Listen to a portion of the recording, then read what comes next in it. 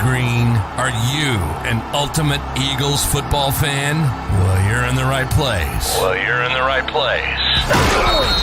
Ready? This is Birds 365, hosted by the new Mac and Mac, Jody McDonald and John McMullen. Here we go! Who collectively have covered and talked about more than 50 plus years of Eagles football. Kick off your day with Birds 365. You'll get debate. We love to argue. You'll get the real story from inside the locker room. And you'll hear from some of the great football minds from around the region. You're about to become an Eagles insider. Get in the game. Join Jody Mack and Johnny Mack and join the football community that flocks to Birds 365. Birds 365 starts right now. Welcome to the NFL. Let's go! Let's go! Go!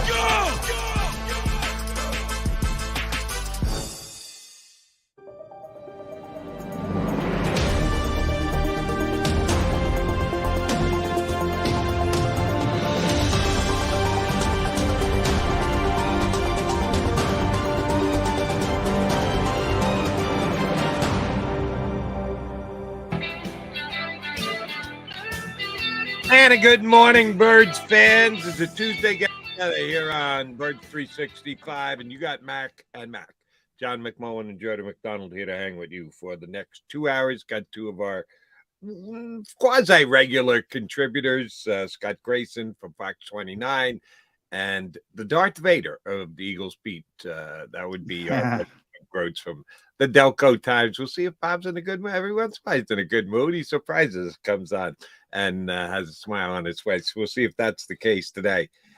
J-Mac, I saw a great stat number on Reuben Frank's Birds observations today that lends itself to a question about how the Eagles coaching staff works, how it's worked under Nick Sirianni, and maybe a little bit about how it's going to work this year because there was a change to the Eagles staff. Reuben came up with some running back stats that I just did not know. Coming into the season, we know who are the backs that the Eagles have as of right now, having added Rashad Penny as a free agent, trading for DeAndre Swift, each with a resume in the league, as does Kenny Gainwell, who some people thought was ready to step up and be the Eagles' number one back. And when I say number one back, along the lines of what Miles Sanders got last year, which was 71% of the Eagles running carries, not counting quarterback keeps by Jalen Hurts, but just anytime the running back ran the football, Miles Sanders had 71% of those carries. So they're going to have to come up with a replacement somehow. And we've all been wondering / debating, and I think we'll do it right up until the first game of the season, as to what the breakout's going to be. But this was an interesting group of stats that I did not realize. That DeAndre Swift, playing for the Lions, when he carried the ball, had 10 rushes or more in any game over the last 3 seasons, which turned out to be 17 Lion games where he had the ball, carried it more than 10 times. He rushed for 5 yards plus per carry. Pretty damn good. If you're at 5 yards per carry, that's pretty good. In games where he rushed it less than 10 times, 3.8 yards. So a drop-off. When he carries it less. When he carries it more, the average is more. Rashad Penny, in games that he carried the rock more than 10 times, averaged 6.4 yards per carry, which is outstanding. That's off the charts good. When he carried it less than 10 times, 4.4 yards per carry, which is a pretty significant drop-off from 6.4 down to 4.4. And Kenny Gainwell in his Eagle 2-year career carried it more than 10 times, 5 times, and averaged over 5 yards per carry. When he carried it less than that, he was at 3.7 yards per carry. So all three of these guys significantly better when they get 10 carries or more in a game. Guess what? You're not getting two guys getting 10 carries in any given game. So you're going to need to pick out one and try and feed him the ball at least 10 times. And that might be difficult to do, or it might be tricky to do. How do you handle it if you're the Eagles? And I will get to the question of how they actually go about discerning and deciding who that guy is. How would they best decide who should be the guy in a given week to be the guy who carries it more than anybody else? My assumption is they'll come to a conclusion who the lead back will be. In my assumption that if he's healthy, and that's a great assumption, Rashad Penny's going to be that guy. But I mean, kind of takes care of itself. Is he healthy? Is he not healthy? And when you have a committee approach, a couple things about that I don't want to completely dismiss it, but I think it's kind of somewhat obvious in the fact that two things. One, if it were that simple, you just give the guy 10 carries a game, but injuries pile into it. You have two backs that are consistently been injured. Swift has missed, not as bad as Penny, but he's missed, 4 games a year consistently. He's played 13, 13, 13, which is kind of weird. And people used to get on Miles for missing a few games. He's been pretty consistent in missing a handful of games each year. And then when you're using a committee approach, well, who gets the ball? The guy with a hot hand. So if you're having a good game, you feed that back more. And that kind of feeds into the numbers. Well, they're having a good game. That's why they're getting the football more. Whereas if they're struggling a little bit, you go with the other guy in the committee, and maybe he's having the big game. So maybe it's, Penny and Swift are going to be on the same team. So you get the feel early. All right, who's going to be good? Who's got the hot hand, like a basketball jump shooter, and you feed him the ball that particular game. So that part of it tends to take care of itself as well.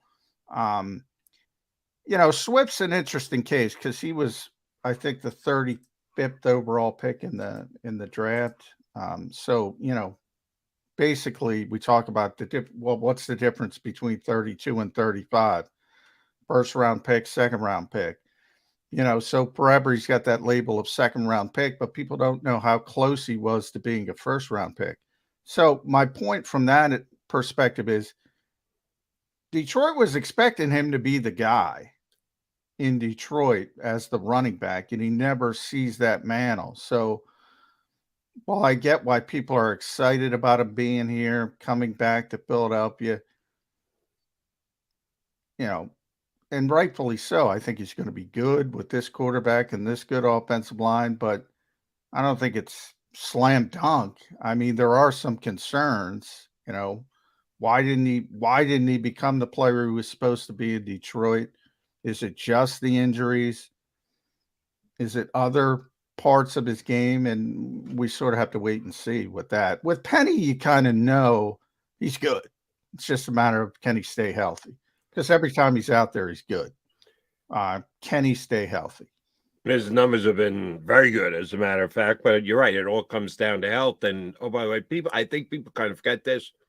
Rashad Penny was a first-round pick. You mentioned that DeAndre Swift was early second, which is very close to a late first. Rashad Penny was a late first-round pick. So the expectation should have been even higher on him, even though it's probably only a couple of picks in between us when they went in their respective years. But injuries have handicapped Rashad Penny. So I agree with that. I like your line of thought that you feed it to the hot guy. If one guy's going well, then it's going to be him on a given day. And so that lends itself to this question that I don't know the answer to, and you may, because you are a quote-unquote Eagle reporter, you're down there all the time, have more access to the coaches and the like on and off the record. I remember when Doug Peterson was the coach here, oftentimes it would pop up that Deuce Staley would roll the backs in and out, and he would choose what backs were on the field for what sets of downs during the game, and who was out there, which I always thought of as a little strange. The Duke, and Deuce was a very good coach and a very well-respected coach, and Doug Peterson loved him.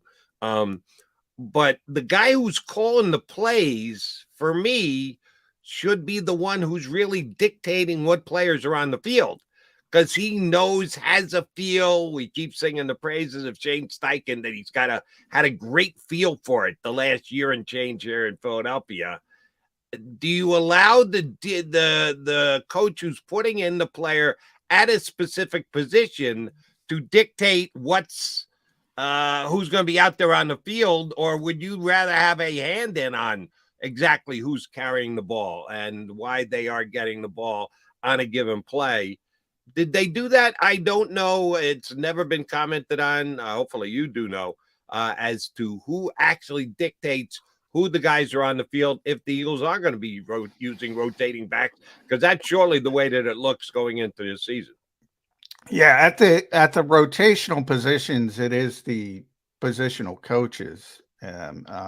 You just don't have time if you're the play caller, defensive play caller, offensive play caller. You just don't have time to do that in between the shot clock, so to speak. I mean, bang, 40 seconds, go.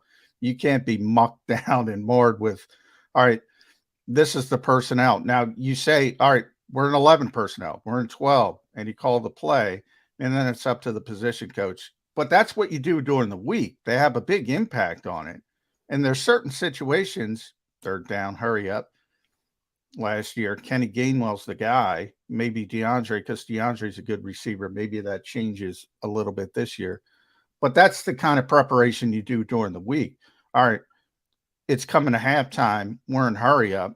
Kenny Gainwell's on the field. Like, that's what the coach wants. He tells Jamal Singleton that during the week. Jamal Singleton makes sure it happens during the game. That's where the prep during the week comes into it. Defensive line as well, rotational position.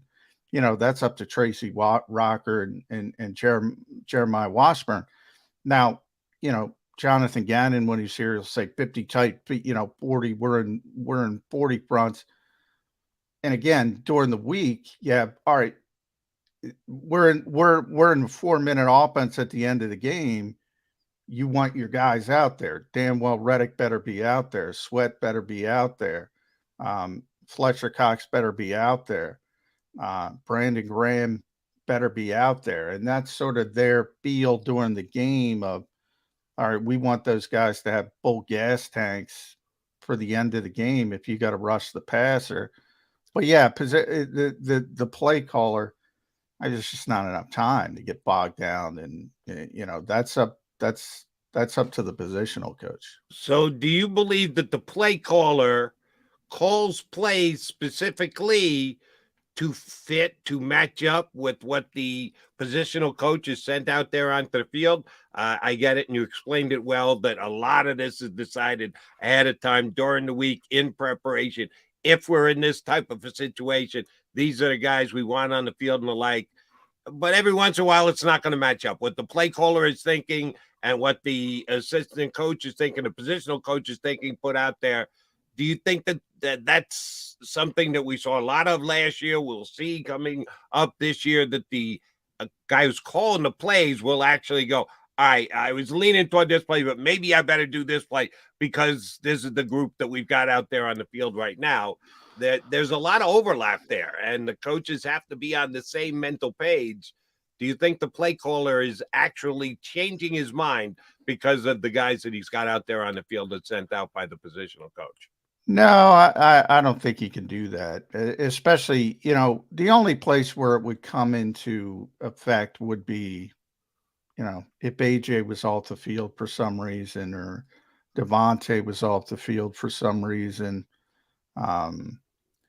Other than that, I mean, no, you got to roll. You got to roll. And you mentioned Miles touched it so much last year. They know the situation, right? I mean, Shane Steichen knows if they're in hurry up, so he knows he's going to be on the field. It's going to be Kenny Gainwell. It's not going to be Miles Sanders. So even if you want, you might be more apt to call a swing pass for Kenny Gainwell than Miles Sanders, but the Eagles don't use that much anyway because of the quarterback. Tight end,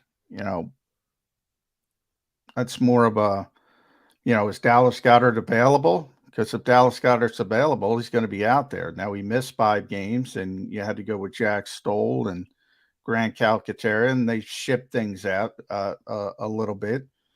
because they didn't have that impact. But that's during the week stuff.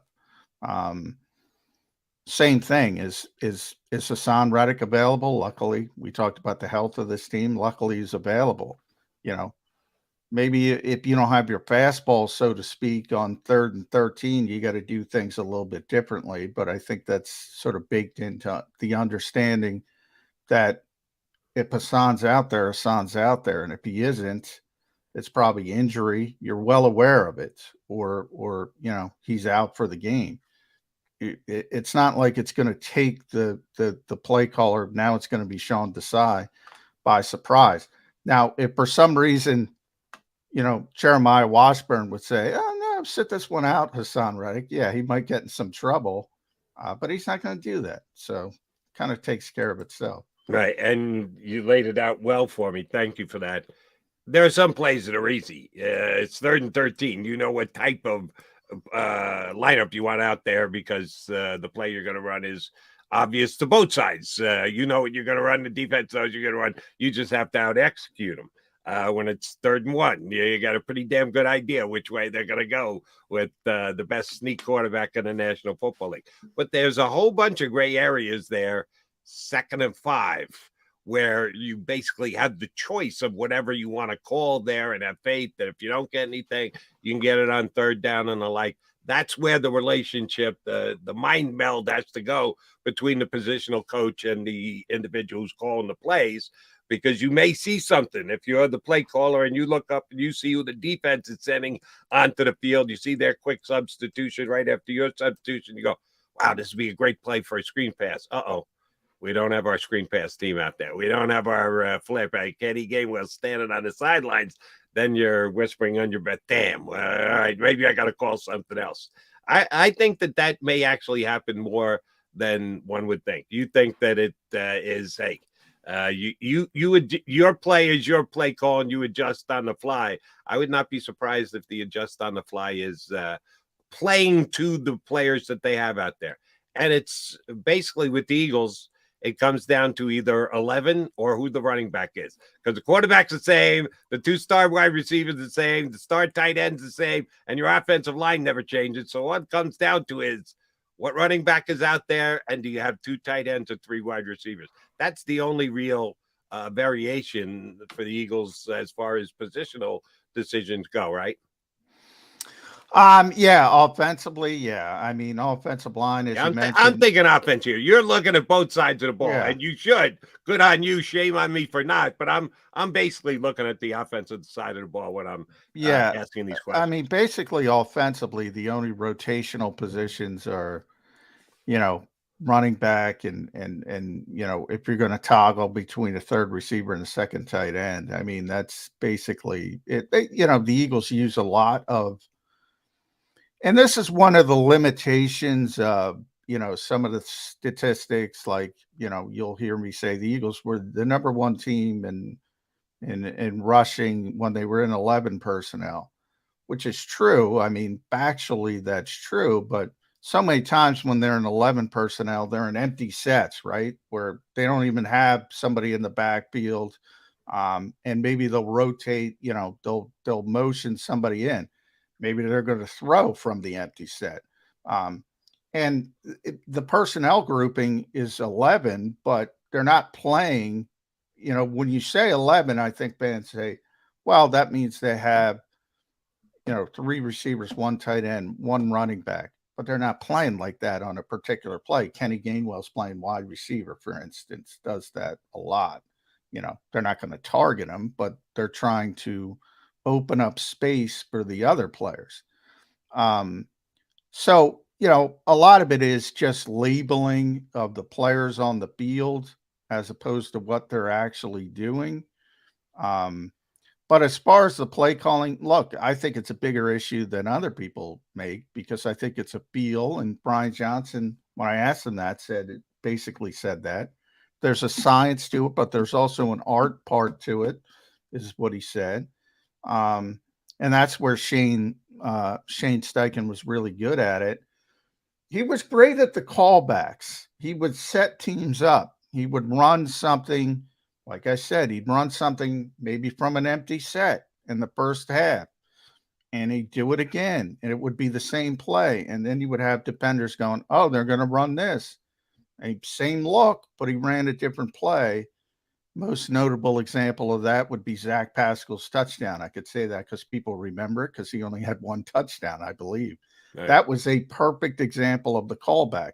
Look, they're saying, oh, Zach Pascal, we saw this play. He's going to block. You're going to be blocking, yep. Yeah, and he's wide open. Nobody's near him. And that's the kind of stuff that Shane did really well.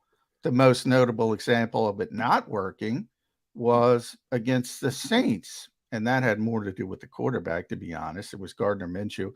And you could see, if you watch that play back, the Marcus Lattimore touchdown. Very smart, very savvy player, Marcus Lattimore.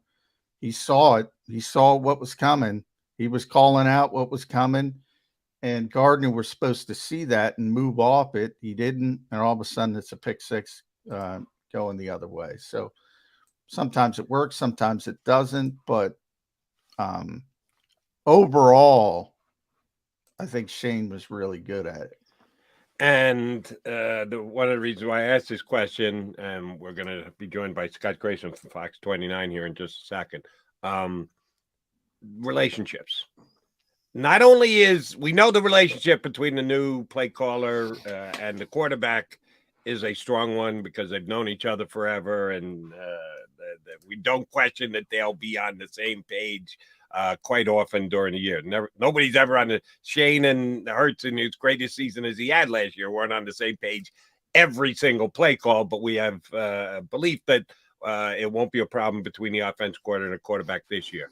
But between the play caller and all his positional coaches, their relationship and their meeting of the minds is also very important. And it's a roll of the dice going into the season because these coaches have never been in those roles before working with each other. We shall see. All right, working with John McMullen every day, easy for me, Jordan McDonald, here on Birds 365, and we try and sneak in a couple of good guests for you every single day. We hope we've achieved that today. Joining us next, Scott Grayson from Fox 29 here on Birds 365. Do you stream on a Roku, Fire Stick, Google TV, or Apple TV? Now you can watch 6ABC 24/7 with the 6ABC Philadelphia streaming app. And the big story on Action News? Search 6ABC Philadelphia and start streaming today. Go to get your game on. Go for the beers. Go for the cheers. Go for the hit and the hits. Go for the stakes and the stakes. Go to get your parlay on. Go to get your party on. Go for the scene. Go for the screens. Go for the gallery. Go for the win. Go to Ocean. Visit theoceanac.com to plan your visit.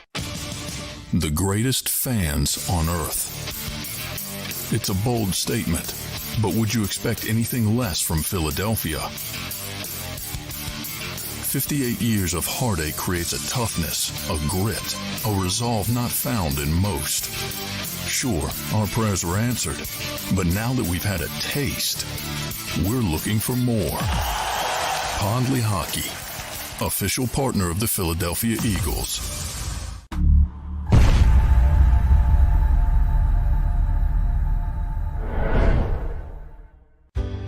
Go passionately. Go fearlessly. Go confidently. Go Birds!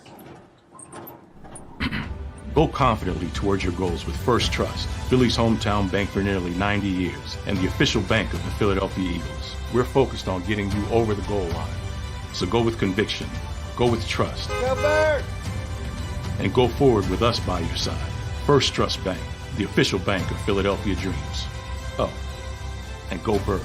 This is Governor Ed Rendell urging you to vote for my friend Judge Pat Dugan for Superior Court. I appointed Judge Dugan in 2007 to the Philadelphia Municipal Court, where he now serves as its president judge. Pat is a proud Army veteran of 23 years. He served 2 tours in Iraq and Afghanistan. He's also recommended by the Philadelphia Bar Association. But most importantly, he bleeds Eagles green and hates those Dallas Cowboys. So get out and vote for number 3, Judge Pat Dugan for Superior Court. Paid for by Dugan 2023.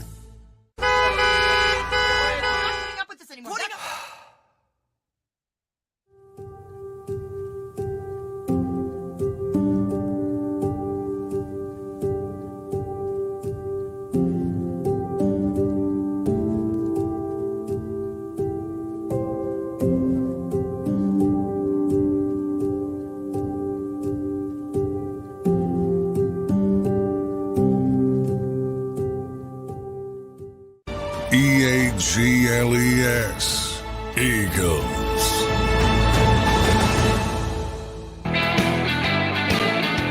Got Bag and Mac here on Bird Street 65. McMullen and McDonald hanging with you. Now hanging with us is Scott Grayson from Fox 29 and the host of Preps and Locks. Easy question for me to start with you, Grayson, today.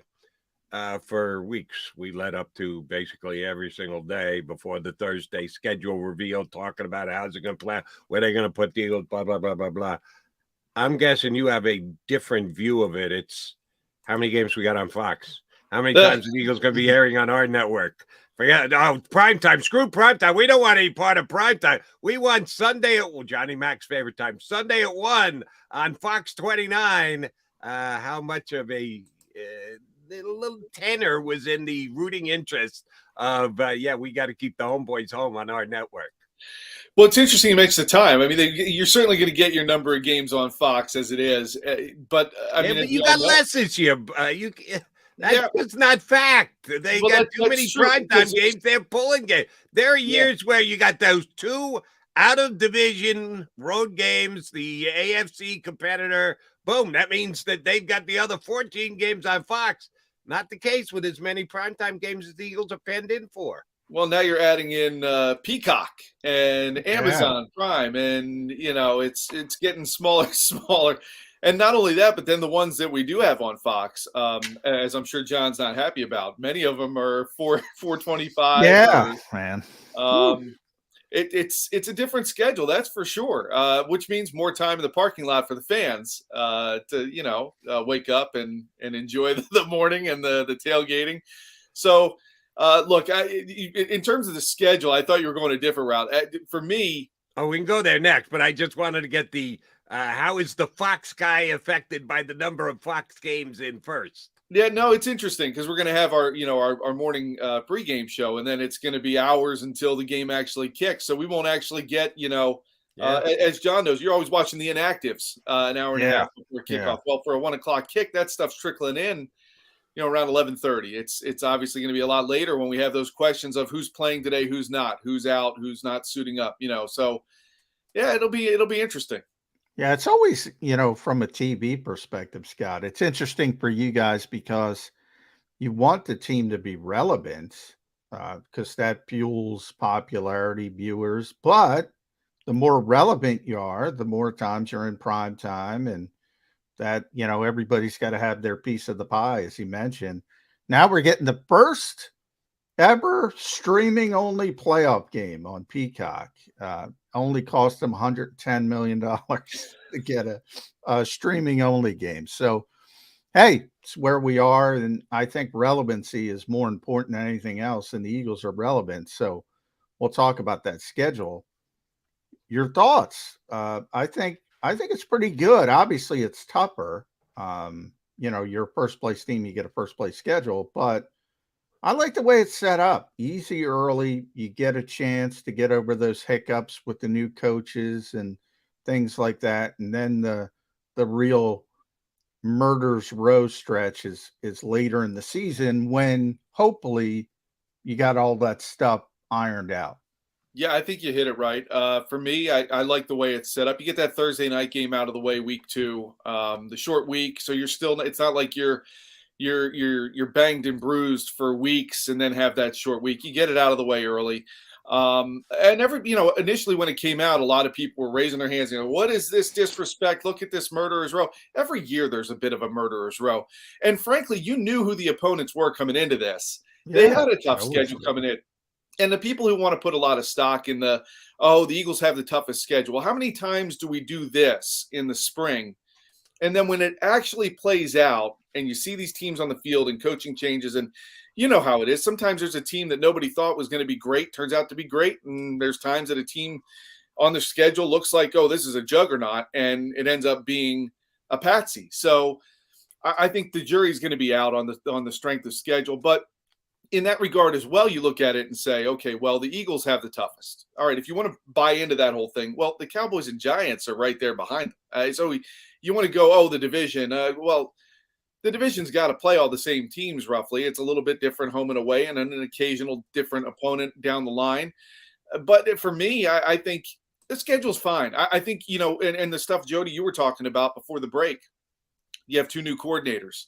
So you have a little bit of easier games early on where you can start to get that feel of Jalen Hurts with Brian Johnson and Sean Desai with his players on the defensive side and these young rookies who can get up to speed a little bit more.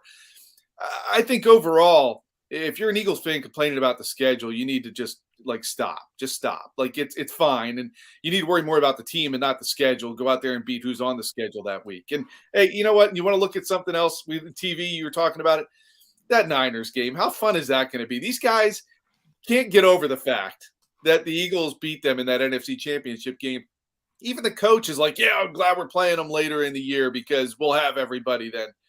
Is that what you really think happened? I mean, you guys, the fact that the Eagles are living in their head right now to me is funny. Yeah, I'm a Brock Purdy fan, so I say, yeah, it would have been a different game if Purdy had played. I think the Eagles would have won. The 49er guys have taken it way too far, basically saying they would have won the game, which is foolish. If you want to say it would have been a much more competitive game because it wasn't competitive, okay, yeah, that's why I'll sidle up with you, but would have won the game, you don't know that. You might want to block Hassan Reddick next time. Just a thought. Good point. Here's what I get. One of the takes I have out of the Eagles schedule, and I readily admit it has changed. For years, people made too much of a big deal out of, they're going to play a first-place schedule. Oh, my God, so hard because it's first-place schedule. It affected 2 of 16 games. That's it. Otherwise, your schedule was exactly the same as the other 3 teams in your division. There were 2 games where you potentially drew a tougher opponent. I say potentially because you don't know one season from another. The season before, they were the 2 first-place teams that you were playing out of division within conference. But for the given year, they might not be as good as they were the previous season. Well, now it's up to 3. And this year you are paying a price because you're getting the Kansas City Chiefs rather than the Chargers, the Raiders, or the Broncos. And I'd really rather have the Chargers, the Raiders, or the Broncos than playing the Chiefs. So that, to me, is the one aspect of the schedule that they knew they were drawing tough. It happens to be the AFC West this year. It happens to be they're going to Kansas City this game. That's the biggest game on the schedule. I know it's an out-of-conference game, so as per tiebreakers, it doesn't have the impetus and gravitas that a divisional game would or even a conference game would. But the rematch of the Super Bowl, Week 11, key juncture of the season, both teams coming off byes, and we know full well that Andy Reid's really good after a bye because we had him here doing it for us for so many years here in town. That's far and away the most important and the biggest game on the schedule, is it not? Yeah, I mean, outside of your Cowboys games that we all love to get up for. Yeah, I'm going to disagree with Jody, but go ahead, Scott. Yeah, I agree in terms of the sense that the Super Bowl rematch, you're going to have the fans who are like, all right, let's go beat them now since we lost to them in the Super Bowl and all that. And Andy Reid and all the same storylines we revisited. To me, I'd put it up there, right, with the Cowboys games. But I think because of winning the division and that's your goal and what you want out of it. But to go to what you talked about with the first place schedule, and I don't know, the makeup of this team and the leaders on this team, like a Jalen Hurts and a Nick Sirianni even, I don't think Jalen wants the patty cakes. I think Jalen wants the big dogs. And I think this team overall likes measuring stick games and saying, let's see where we are against the best of the best. And they're going to get plenty of opportunities to do that. Now, where it hurts you, obviously, is if you don't win those games, home field in the playoffs, because it's a record league. If you have an easier schedule, like people want to say the Eagles did last year, they cashed it in for home field throughout. Great. If you look at what the what the schedule could be this year and potential losses along the way with difficult opponents, well, your road to the Super Bowl is a little different. But you might be more battle tested. You might have a better beat on what you need to fix throughout the season than rolling over people all the time. And what you see and what you feel on Jalen Hurts is I think this guy wants the tougher schedule, wants the ability every week to go out there. I mean, if you can't get up for a game in this schedule, there's a real problem because there's somebody every week waiting to take you down with a target on your back with somebody just as good on the other side. I think they're the better teams. I think they top to bottom have a better shot if they can stay healthy of doing it. But, to go back to your original point, I think your Cowboys games are huge. I think Christmas Day against the Giants is going to have a little flair to it. And I think, of course, the Chiefs, if you want to go biggest non-conference game to me, I'd go there with the Bills a close second. Yeah, I mean, I think from a feel standpoint, I get what Jody is saying. I mean, you beat the best team in football, but from a practical standpoint, I mean, that game doesn't even matter, really, if you think about the larger picture. What's your goal? Your goal is getting back to the Super Bowl. Your first goal, if you think about the Eagles and how they set up the 2 times they made it in recent years, number 1 seed, right? You got to get that number 1 seed. You got to force teams to come to Lincoln Financial Field where they dominated. Ironically, they've had 4 playoff games, right? In 52, 57. The only one who didn't get blown off the field was Atlanta, shockingly, in the divisional round back before Super Bowl 52. Minnesota blown out. Giants blown out. San Francisco blown out. That's what they got to get. They got to get the number 1 seed. And that Kansas City game, if you're going to be honest, isn't even going to matter. That to the tiebreakers, anything from that perspective, they got to beat the Cowboys.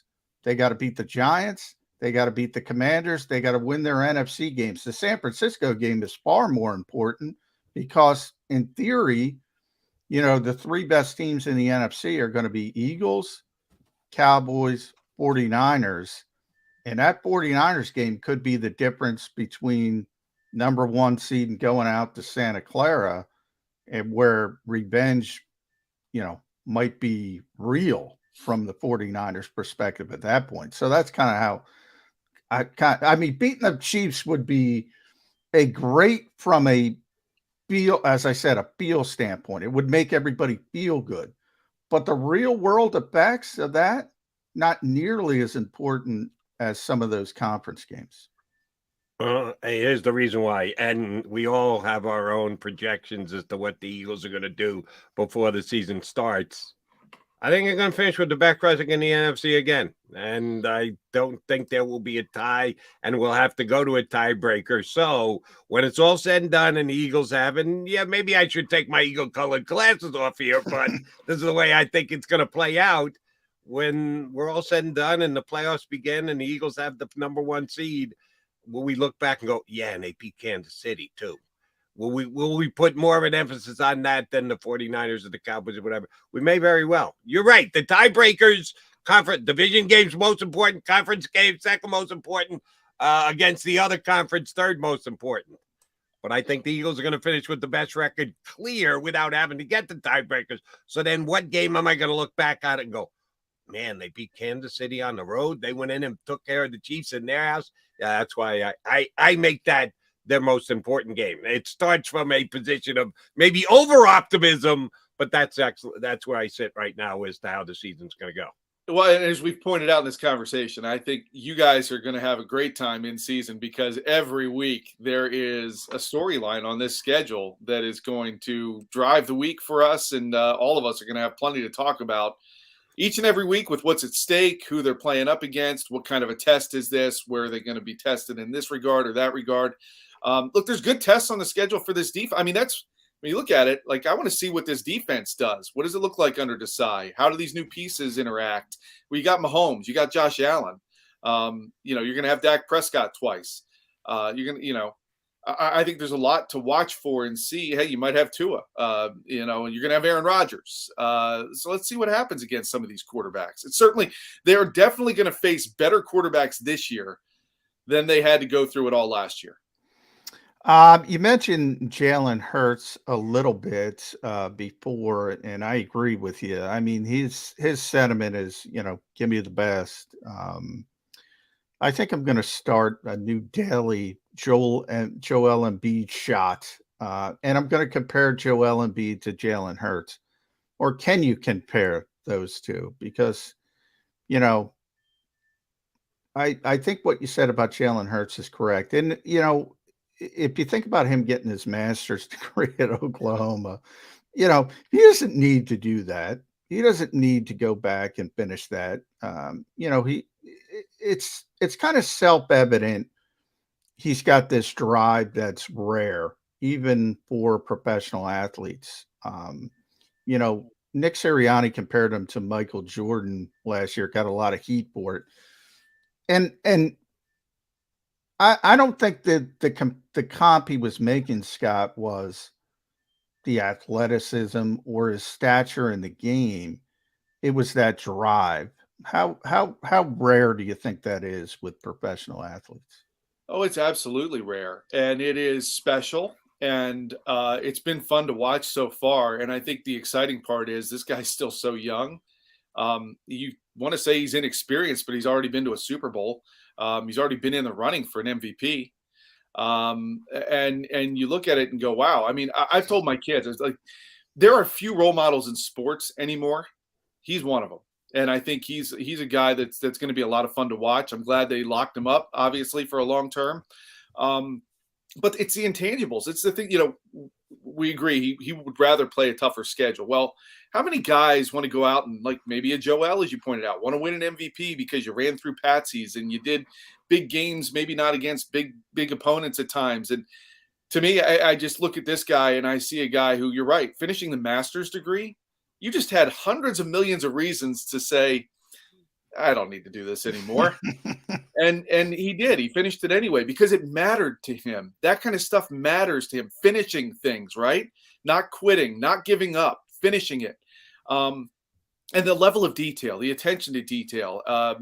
I think this guy, and you want to point out something, what came to mind right away for me with the Masters was obviously he had to keep studying, he had to keep working. Well, there's a guy out in Arizona whose contract had to include studying built into it. Yeah. This guy is this guy's crazy. I mean, Jalen Hurts is amazing, and I'm so excited he's here because it's the stuff. Granted, what he does on the field is great. You want to see him succeed there, of course, more than anything else, because this is a results-driven business and a results-driven league. But the way he goes about it, how hard he works to be the best. You don't get the sense he's going to be one of those guys who's like, hey, I got the contract now. I can just kind of mail in the rest of this. I'm set for life, and so are my kids and perhaps my grandkids. No, he's going to want to be one of the highest paid guys next time around too. He's going to want to win that MVP every year if he can. But more important than that, he wants the Super Bowl ring. And I think that's what bothers him more than anything else, is that ring is not on that finger after last season. And it's going to drive him, and as a result, trickle down and drive this team through this difficult schedule we talked about. And I think it's going to be a lot of fun to watch. But this guy's, he's a role model, and there aren't many of them in this sport or in the sports world anymore. All right, I'll go down a Joel comparison road like John did, but into a different avenue. Not the competitive nature, but leadership. That's one of the places where I think Embiid does come up a little short. He's not really a leader. He's a free spirit, and when he's out there, he plays hard, gives it his all, but he's not going to be the guy who's rallying the troops or getting out a teammate when he's making a mistake or not giving the proper effort. Jalen Hurts is as good a leader as you're going to find. They can use that this year with two new coaches as coordinators, some turnover in the staff and the like. And you look to your coaching staff to do leading as well. Can Jalen even ratchet that up more? Because we consider him a phenomenal leader to begin with. Is there another level to as much as his leadership can mean to this team this year? It's going to be interesting because a year ago, right, we were all asking the questions, can he be the franchise quarterback? Now he is the franchise quarterback, and he walks into the locker room right now already as that guy. He had to earn that leadership last year, so it's a little bit of a different season already in the sense that he's walking in the door before day one of the season as the leader of the team and the pronounced leader from key veterans. I mean, how many key veterans look at him and say, he's our leader? Guys much older than him. And to me, the leadership, you're right. It's one of the things that bugs me the most about the Super Bowl last year. You can call that holding on Bradbury, whatever. We were all robbed of seeing what Jalen Hurts would have done with that team in that moment down the final minute plus, right? And wouldn't it have been fun to watch and learn and see what would he have done? Would he have succeeded? Would he have failed? We don't know. And it's a shame because if you were to put Joel Embiid, and you're going back to your comparison with 24 seconds left, they've got the final shot. Is he going to take it? Does he want the ball in that No, situation? he's going to turn it over, Scott. You don't, yeah, you just, so you really are getting on Joel's case. And quick reminder, he was the MVP of the NBA. He was. And you can't take that away from him. But I saw other comparisons because it was almost a split screen moment with Bryce Harper running out of the dugout, wanting a piece of Jake Bird the other day. There's heart, there's leadership, there's fire. Jalen Hurts, there's heart, there's leadership, there's fire. Joel Embiid, can you really say all three things about him? Yeah, I don't know that you can. And but with Jalen Hurts and everything that relates to the Eagles, you got a special guy there with full of intangibles that you don't always see out on the field on Sunday because there's a lot of things going on behind the scenes, Monday through Friday and Saturday as well. He's a special player, and it's a shame. I think Joel's extremely talented, very versatile, can do a lot of things. If he would develop that fire, then maybe this franchise could get a little further in the second round. He's very gifted. That's what I'll say about Joel Embiid. But with Jalen, there's that old adage with coaches, Scott, when it comes to leaders. And it really is. It's kind of a simple test. When you win, it's we. When you lose, it's me. And, it's kind of, if you guys ever saw A Bronx Tale, I'm sure Jody has. Scott, I don't know if you have. No. There's a Never great saw the movie scene. Bronx Tale? No, I need to. Really? Yeah. Great movie. You got to watch it. Wow. I would have bet against that. On the list. By the next time we talk, I'll see it. There's a great commentary. You got to check it out. Yeah. There's a great and that scene. De Niro guy. He's okay too. He's as the star of the show.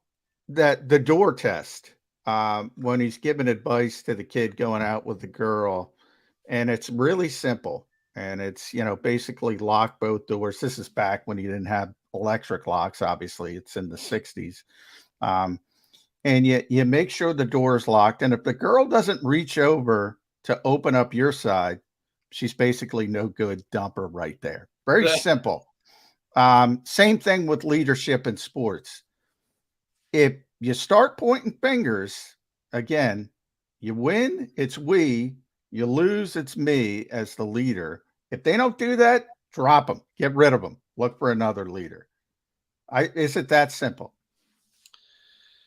It's a good question, but and I think I think it is a big because let's look at other guys, right, that have been successful. You can look at a Patrick Mahomes. Is he a guy who's going to point fingers? I don't think so. He'd point them at himself.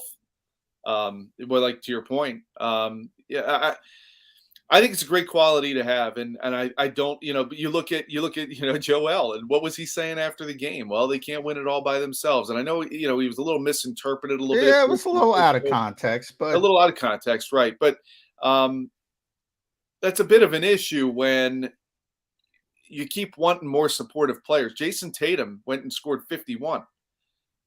I mean, when in a big moment, big players step up. And they don't need anybody else with them. They're going to go take the bull by the horns and take care of it themselves. I know it's a 5-on-5 game, Joel, but you've got to be able to control the narrative a little bit yourself. Scotty, last week after the Eagles had the outstanding draft that they had, I think most people rated it either an A or an A+ draft, one of the best in the National Football League. Peter King came out with his first rankings of the 32 teams, power ratings of the teams, and he broke them down into 7 categories. The first category, which had one team in it, was labeled, "and I can find no weaknesses," and that was the Philadelphia Eagles. Talk about putting them on a pedestal and putting some pressure on them. Thanks very much, PK, for doing just that, because he had them by themselves, and he labeled the Philadelphia Eagles a team without a weakness. Little hyperbole from Peter King there?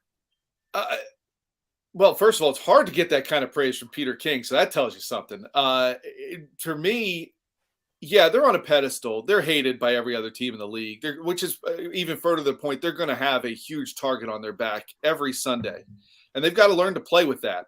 But beyond that, I don't agree that they have no weakness. I think they've got to still figure out punter. They've got to figure out safety. To me, I'm not settled on that position yet. I'm not sold on linebacker entirely. They've got good key pieces everywhere. But if you're going to tell me that they're a perfect team, they're not a perfect team. There's no such thing as a perfect team. And one injury can totally derail everything for one team. But are they, at this point, when healthy, the most solid team? Probably. But it's not that they're without weaknesses, because in this day and age of salary caps, every team is going to have weaknesses somewhere. It's the nature of having to pay guys and navigate that salary cap. Now, is Howie doing some fuzzy, crazy math and making some things work and signing guys at the right times? You can start to see a little bit of a formula, getting guys in the final year of deals and having control over play. He's certainly adapting his methods, and I think it's working. Are they perfect? Are they without weaknesses? No, I think they have some places to shore up, and maybe they have the pieces on the team right now. And until we see the growth and the development throughout training camp and then into early in the season, you don't know. But for me, there are a couple of places where I go, I'm not sure they're perfect there. There's definitely some areas for improvement. At S Grayson Box 29, follow Scott on Twitter. Does a tremendous job. Host of props and locks on Box 29.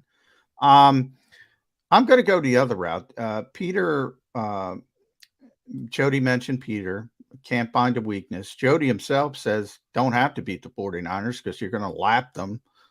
It's not going to matter. No. Did you hear me use the word lap? Well, you're going to be so far ahead. It's no, not I didn't say that either. I just said they will. All right, it will not come down to a tiebreaker. It will not come down. What I said. All right. Winning by one game is my lapping, only point. Then yeah, I guess I said lapping, but I don't consider lapping a team beating them by one game in the My only point was you have tremendous optimism for this team to set up this question. NFL on CBS Twitter accounts. I'm not going to bury our friend Jeff Kerr from CBS, but whoever did this put out projected NFL records. Kansas City, as an example, 14-3, Buffalo 12-5, the Philadelphia Eagles 10-7. Disrespect from NFL on CBS. Can't find a weakness. I overstated Jody's. He got upset, but nevertheless, here we have an organization saying, whoa, they're coming back to the pack. 10-7. Would that be a disaster? How would you rate this team at 10-7? At 10-7, I would say obviously something went wrong, right? Maybe your defense didn't live up to what you had hoped it would be. Maybe your offense wasn't scoring as well as you'd like. There's definitely going to be a narrative that leads to that. Maybe somebody got hurt, a key player that made you less of a factor on one side or the other. I think they're deep in certain spots where it would take more than one injury. I even think, I'm okay with Marcus Mariota now over Gardner Minshew should Jalen go down for a few weeks. But 10-7, I think, would be a disappointment. I think, this team's running out. This fan base is running out of the disappointment of not winning the Super Bowl when they were favored, wanting to run it back, get right back there. And every expectation is they will for this fan base. That 10-7, I think, yes, would be a disappointment. Now, I like I said, there's got to be a reason for that. So when you do this at the beginning of the season and everybody's healthy, what is your reason for 10-7? Because to me, I don't think that makes sense. I agree with you, John. That is disrespect. But everything is through the eye of the beholder, and that's what we see, right? And sometimes, everybody's right, and 1-2 people like Chris Sims are off in a corner. Sometimes those people end up being right. Maybe it will be a 10-7 year. I don't see it. I know we run through the difficult schedule and all that. I don't see 10-7. I don't. Do they win the NFC East? I don't know. I'm willing to go that far. It's going to be a dogfight with Dallas, I think, and. We saw last year, you can't count out the Giants. They're going to be a factor in some way, shape, or form. But I still think this team is the favorite to win the division, and I don't 10-7 will not do that. All apologies to our friends over at CBS, and we've got a couple of them, Jeff Carr being one of them. I have others who come on my national show. If they're putting it out there as an entire CBS Sports NFL coverage package, yeah, shame on them. I got no problems looking right in the camera and going, shame on CBS for having them at only 10 wins. I'll give you an outlet that I would put more stock in. Again, I'm going to get myself in trouble here, bad mouth CBS. And that would be Vegas and the wagering lines. Here's where I would take more stock in what they're talking about millions of dollars bet. CBS, if the Eagles win 14 games, what's going to happen? The guy who put the number out of 10 is going to get called in the office by his boss, by his editor, and go, how the hell did we come up with 10? Was that you? Not going to be millions of dollars lost. The over-unders on the NFL, there are two teams in the league that have a higher over-under number than the Eagles, and that's the 49ers, which, yes, I disagree with that. I think the Eagles' number should be higher. And it's kind of weird because you got the juice involved with it, Mr. Props and Locks. Yep. The Eagles are at 10.5, but they're minus 150 at over 10.5. The 49ers are at 11.5, but they're plus 115 to go over. So the juice kind of balances it out, even though the Eagles are a game behind the 49ers. And the other team at 11.5 are the Bengals. That the odds makers have them. And again, their plus minus is plus at over 11.5 as compared to the Eagles' major minus at over 10.5. I don't think CBS can disrespect the Eagles. By the way, it is Will Brinson. So send your hate mail he's to Will Brinson. There was one individual. Yeah. It wasn't a collective. No. 10 and 5. It was never one a individual. collective. All right. It's never a collective. You bring up a great point about Vegas in the sense that they always seem to be right near that half, right? That half win, that half a point that either or half of a game that either wins or loses a bet. And you're right about the minus money next to the Eagles number. They're hedging their bets. They're saving themselves a little bit should they be wrong, right? And they want to entice you to maybe take that over. I think a lot of that is related to looking at difficulty of schedule right now. And you look at, again, the Niners have an easier schedule than the Eagles, depending on what you want to classify that as. And again, I'm one of those people who's not throwing a ton of stock in that now. Let me see how things play out by week 3 or 4. And you get a better feel for teams. But yeah, it's interesting in the sense that they aren't predicted to get more than that. And you bring up a great counter argument to the whole point of CBS saying 10-7. Well, Vegas is saying 10-7 or 11-6, depending on how you want to go on the other side of that half a win. And I think ultimately it may end up being 11-12 wins. Again, strength of schedule, somewhere you're playing these teams. You have to go to Kansas City. You do get San Francisco here, but you've got some tough games in there that, it's annoying to have to go to New England on Tom Brady Day, right? I'm saying the Eagles should bring Nick Foles as an honourary captain just to see if they handshake. Hey, he's available, Scott. I know he is. 1-day contract. Yeah. But there's things built in there. And I think they're going to go over 10.5. I would definitely take that. It's a little bit of a low number for Vegas, but there's reasons why they're there. And I'd love to, maybe they got the script ahead of time. I don't know, but, Will's plugged in, man. Will's one of their big wigs. So maybe he's got the script. Maybe. Right. Yeah. And, by the way, just think about it for a second.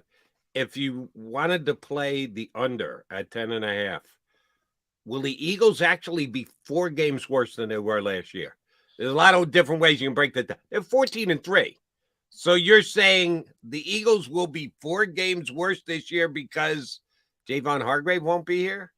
Because Jonathan Gannon won't be here? Where have the Eagles gone backwards that they can have a 4-game worse season than they did last year? I can't come down on that side of things. No, I can't either. Again, you're looking at, if you bet that, you're betting on some key injuries somewhere.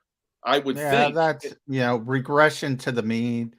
He gave a little quip for each team and his projection. Remember, these are what they are in May 15th, May 16th, wherever we are. Basically, all he said is the Eagles went from the league's easiest schedule coming into 2022 straight to the league's most difficult schedule. So take it for what it is. Right. But quick question. the Eagles' schedule wasn't the easiest when the season started. He's comparing results to projections, right? I have no idea.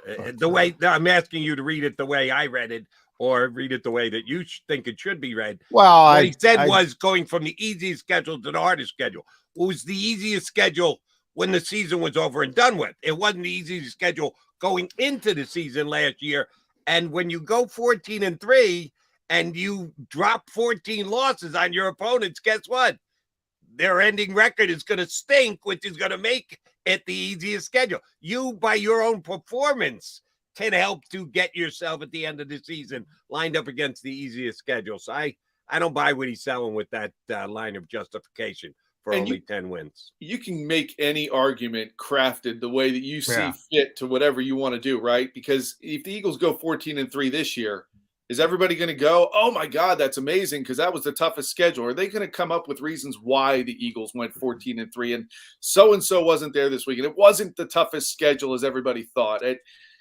You can craft an argument any way you want, and it sounds I thought that was hooey last year. I said the Eagles, I coined that phrase pretty early. The Eagles made somebody's into nobodies. Like everybody was like, well, Minnesota week 2, that's a pretty good team, and blah, blah, blah, blah. They destroyed them. And then all of a sudden, well, Minnesota stinks. Yeah, well, they stink because the Eagles made them stink. Yeah. Same thing this year with. And oh, by the way, Minnesota didn't stink. What'd they go, 13-4? 13-4, yeah. But they stink because the Eagles beat them. Right. You had all those people saying that. Same thing this year, though. I'm like, I don't care. Strength of schedule. I don't care about last season's records. If they're good, and I always bring up Peyton Manning, played a first place schedule every year for 10 consecutive years. 12 wins, 13 wins, 14 wins, 12 wins, 13 wins, 14 wins. His bad year was 10 wins. If you're good, you're good. You're going to beat who's in front of you. Simple as that. It's a good point, and it's true. And I think that's what this team's looking to do. Just they're not worried about – you get the sense that this team really isn't looking at the schedule as a whole. Nick Sirianni gives you that impression. Jalen Hurts certainly gives you that impression. Right now, I get the sense their focus is going to be squarely on New England, period. All right, before we let you go, Scotty G, give us a lock. NBA playoffs, NHL playoffs.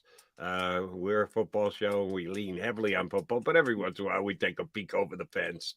You got a matchup. You should have had Scott on before Game 7. I have a feeling I would have known his lock, and he would have been right. To me, I think the Celtics are a lock to get to the finals. I don't think Miami stands much of a chance. Jimmy buckets, baby. Yeah, I know. I almost hope Jimmy gets there, just so. To me, even worse. To me, the biggest mistake the Sixers made was letting him go. And you look at what he's doing. He can take over a game like Tatum did in Game 7. Boston, to me, just has the ability to sink you with all those threes when they start hitting them. And when Al Horford can hit them as well and is hitting them, they're a tough team to beat. So I think Boston is too much for Miami. And I would go a step further and think that I actually think Boston's got a shot to win the title. We will check those odds out. You should check them out on Props and Locks. Catch him every Sunday when the Eagles are playing. Unfortunately for him, not enough on Fox this year, not often enough. But somehow he'll get the job done, and he'll be on with us as we get that much closer to the season as well. Scotty G, always a pleasure. Thanks for joining us, big guy. All right, enjoyed it. Thank you, guys. Scott Grayson, Fox 29, and the host of Props and Locks on Fox 29 as well. Their sports director and a guy who is often jumping on with us here on Birds 365, and always good when he does. Johnny Mac coming back. I do want to ask you about an ex-Eagle quarterback. Some rumblings and whispers about him over the last couple of days, which I'm not sure I quite agree with. We'll talk a little Carson Wentz when we come back here on Birds 365.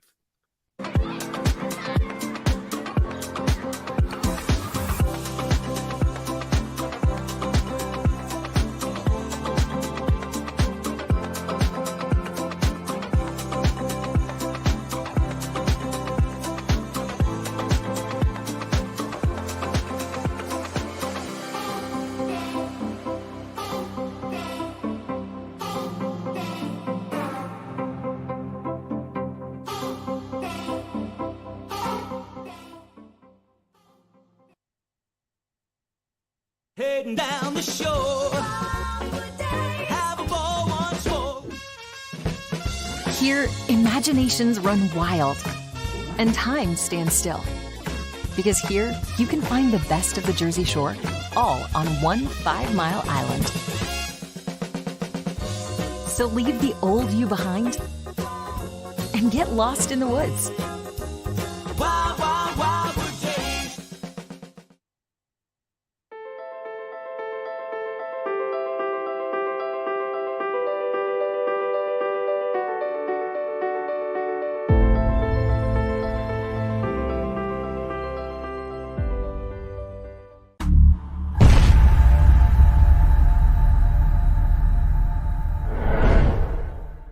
This is Governor Ed Rendell urging you to vote for my friend Judge Pat Dugan for Superior Court. I appointed Judge Dugan in 2007 to the Philadelphia Municipal Court, where he now serves as its president judge. Pat is a proud Army veteran of 23 years. He served 2 tours in Iraq and Afghanistan. He's also recommended by the Philadelphia Bar Association. But most importantly, he bleeds Eagles green and hates those Dallas Cowboys. So get out and vote for number 3, Judge Pat Dugan for Superior Court. Paid for by Dugan 2023. Hi everybody, my name's Jason Lombardi. I'm an inspector at DryTech. At DryTech we offer 3 major services, the first one being basement waterproofing, the second service we offer is foundation and structural repairs, and then the third service that we offer is mold remediation. If you feel you are having a waterproofing issue, give DryTech a call or check us out online.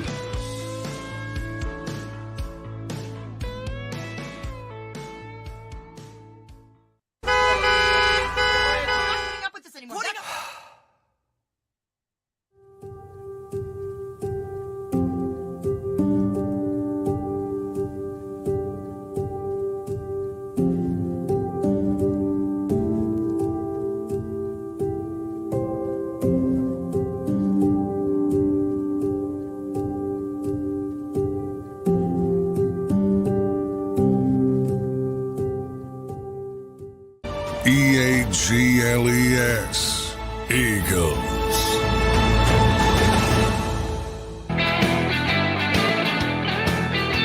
J-Mac Show with you with J-Mac on Birds 365. Appreciate you streaming in with us. We've got Bob Groats from the Delco Times, Eagle Beat guy, going to join us coming up in less than 15 minutes now. Johnny Mac, I did want to ask you about the report that was out there over the weekend from Jerry McFowler, who's a pretty good inside information guy around the NFL, on Carson Wentz, that Wentz is in LA working out and that there have been some teams to show interest in Carson Wentz. Now, there's a lot of different ways you can read into that. Has received interest. How do we determine that? The teams returned his agent's call. Does that mean that they're interested in Carson Wentz because they did the due diligence thing and said, yeah, we'll call back his agent when he's putting calls into general managers around the league and saying, hey, my guy's out of work. He can't get a job with anybody in the National Football League. Sorry, Carson, I just don't buy this report. Here's how I'll ask you, Johnny Mac. Carson Wentz will sign with an NFL team when during this offseason? Give me a date that Carson Wentz will sign a contract with an NFL team. I'm going to go August 15th when somebody gets injured somewhere and the panic begins. I'm going to go August 15th. You know, I want to give, you mentioned Jeremy. Carson was on Sports Center, so it was sort of his own. Because I saw it too, and I was like, oh, well, this is part of the information broker, fabrication. Yeah, exactly right. But Jeremy didn't do that, so I want to make it clear he's not the one who put out. Because I was thinking that I was like, well, this is what you have to do. You got to give agents a favor, so you get information. More important information down the road. But now this was actually him on Sports Center, Carson himself. I didn't see the Sports Center aspect of it, but so he's trying to get it out there. Yeah. The most important part to me, working out in LA, that means that is a dead giveaway for Tom House and company. That's what he did before the Super Bowl season when he was good. Got away from it. Mechanics fell apart. That to me is a positive sign. It's what Jalen Hurts did. Same guys. Tom and Adam, same guys. That to me is a positive sign. It's never proven he could stick with it consistently. I wouldn't sign him, but if somebody gets hurt somewhere and somebody panics, I think that's his wheelhouse at this stage. J-Mac, you and I are on the exact same page. Again, the way the reporting went made it sound like be on the lookout. Could happen this week. They've gotten close to negotiate. I don't believe that for a millisecond. Not only do all 32 teams, and part of the reporting was he's open to whatever role he's going to play. Yeah, as if there's any team out there that's going to bring him in as the starting quarterback. He better be willing to fill any quarterback role a team needs. I think all the teams have their backup quarterback as well. I don't think there's a job to be had. There's going to have to be a job creation. And as you correctly point out, the easiest way for that to happen is an injury. And oh, by the way, yeah, in camp, the Eagles aren't the only ones who go light in camp these days. They might go lighter than anyone else, but there is no two-a-days. There is no hard hitting in practice. You got that quarterback shirt on, you're not going to get touched. So the only way a guy's going to get injured is either unbelievably bad luck, slipping in the shower, or a preseason game.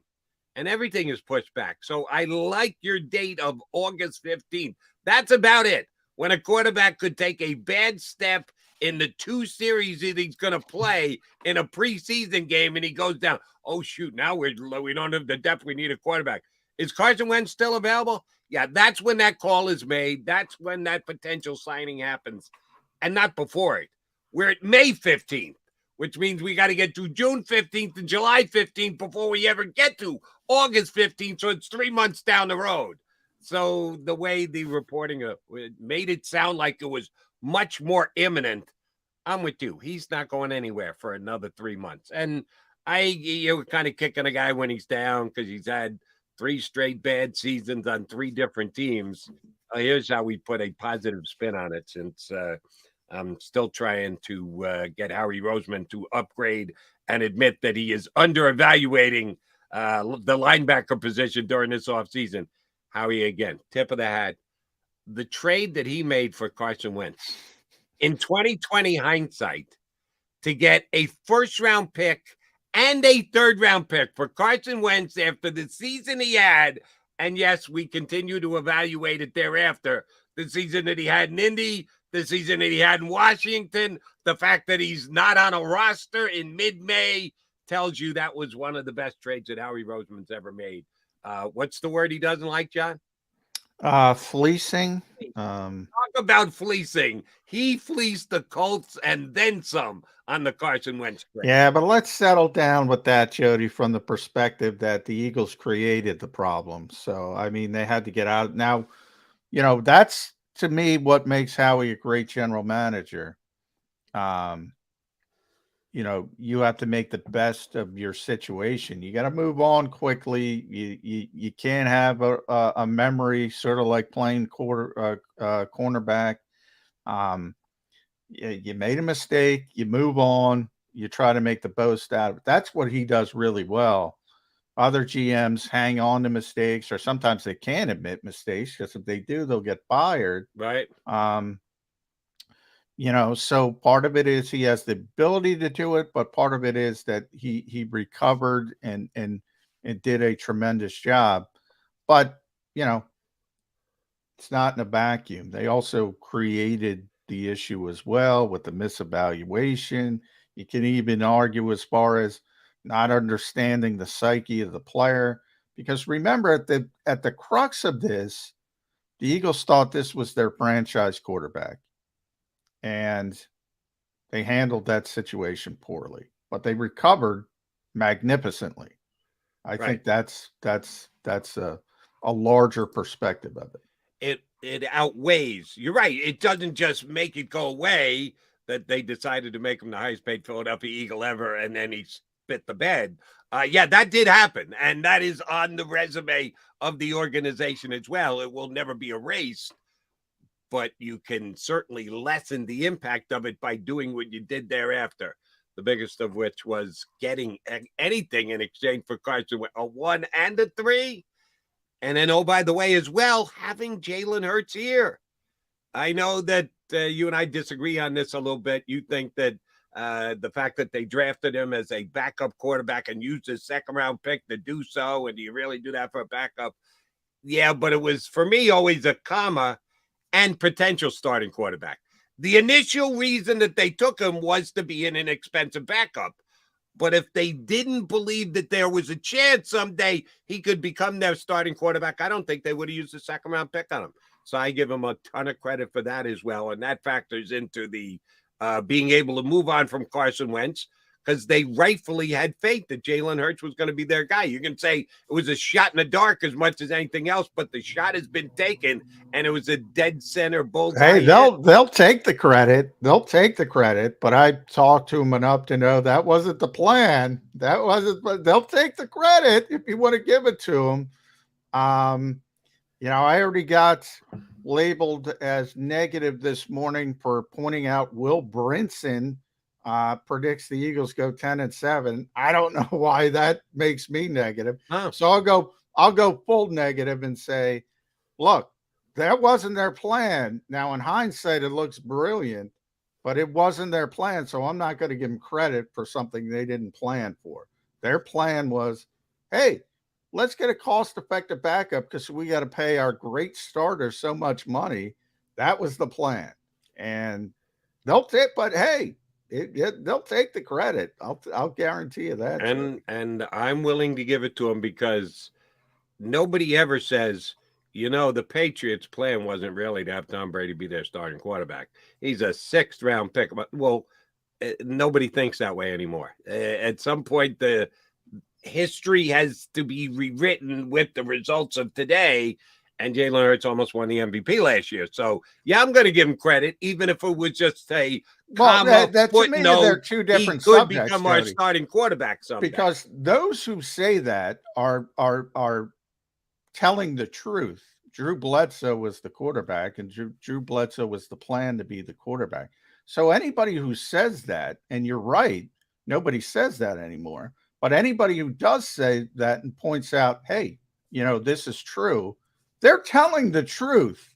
That's history. The people afterwards are rewriting history because of the success of Tom Brady. Doesn't change the fact that the original history, unfortunately, what is that old adage? History is written by the victors. And the victors tend to lie, and they tend to spin things the way they want it spun. Like I said, the Eagles will take the credit, but that wasn't the plan. But they will take the credit, and they are the victors because they found a superstar quarterback. But the history, the facts of the situation, that never changes. As much as people want to change it, that never changes. No, I don't know that I would call any of them facts. It was opinion the day he was drafted, as to it wasn't a fact that he was guaranteed to be a backup quarterback for his entire career. Yeah, you don't have to believe reporters, but it's a fact. I mean, I can't force you to believe us. It's a fact. They admitted it. It wasn't speculation from us.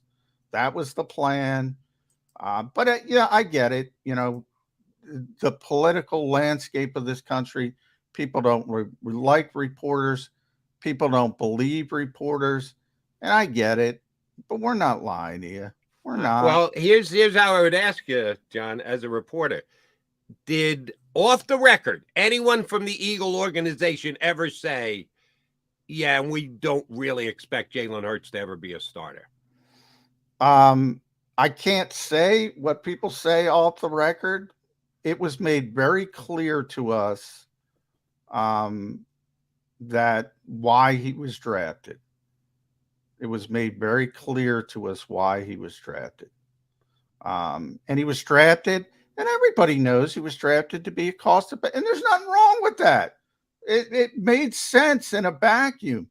The part that didn't make sense was Carson Wentz's reaction to it. And I don't even know if you can blame the Eagles for that. Should they have known? Maybe they should have known the personality, but that you can't control people's feelings, and you can't always understand how people are going to handle a certain situation. All I'm trying to say is it is revisionist history to think this team took Jalen Hurts to be a starting quarterback. They just didn't. And right. You can go back to last where are we? May 16th. You can go back to May 16th last year, and they weren't sold on Jalen Hurts as a starting quarterback. Agreed. They made legitimate plays for Deshaun Watson and Russell Wilson. You are correct, but they didn't get that done, so they went to Jalen again. And the results speak for themselves. And I know Harry Roseman too well to believe that he ever said, and Jalen Hurts will never be more than a backup quarterback. If that was the main reason for getting him, yes. But how he's smart enough and how he's good enough at the game to at least cover his backside by saying, and if someday he becomes the starting quarterback of the Philadelphia Eagles, we'll take that for damn sure. Well, he never said that. I can tell you, never said that on the record. I can tell you, he was hopeful of 4 years down the line of spinning off Jalen Hurts and getting significant draft capital so he could be a starter somewhere else. I can tell you that, but yeah, that wasn't the plan here. Oh, and sometimes the plans change midstream. We will change it up with you next. Joining us here on Birds 365 is our favorite pal coming to you live from the car. He's always going somewhere, that Groats guy. Bob Groats from the Delaware County Times is going to join us here on Birds 365.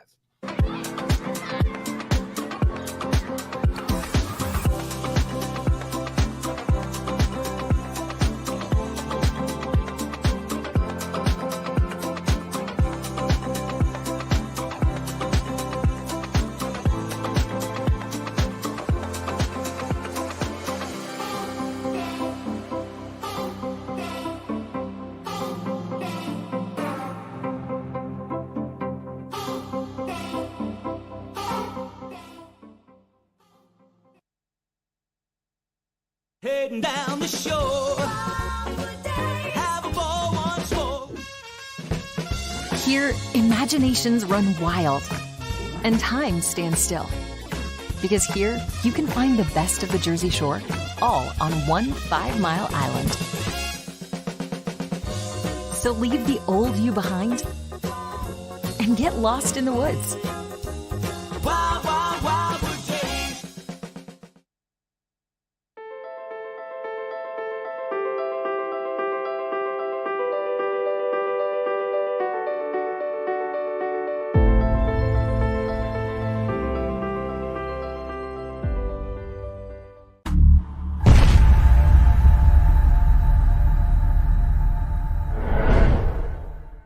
This is Governor Ed Rendell urging you to vote for my friend Judge Pat Dugan for Superior Court. I appointed Judge Dugan in 2007 to the Philadelphia Municipal Court, where he now serves as its president judge. Pat is a proud Army veteran of 23 years. He served 2 tours in Iraq and Afghanistan. He's also recommended by the Philadelphia Bar Association. But most importantly, he bleeds Eagles green and hates those Dallas Cowboys. So get out and vote for number 3, Judge Pat Dugan for Superior Court. Paid for by Dugan 2023.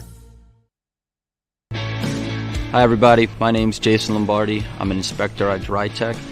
At DryTech we offer 3 major services, the first one being basement waterproofing, the second service we offer is foundation and structural repairs, and then the third service that we offer is mold remediation.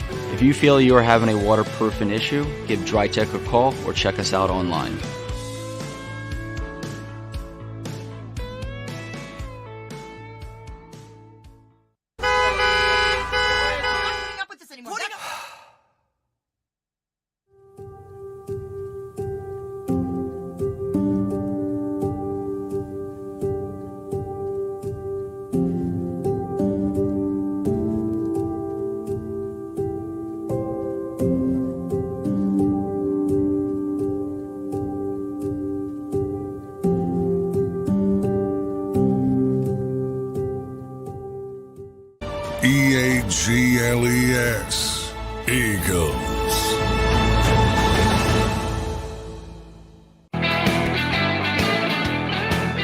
Got Mac and Mac, McMullen and McDonald hanging with you on Birds 365. And once again, from his car, Bob Groats.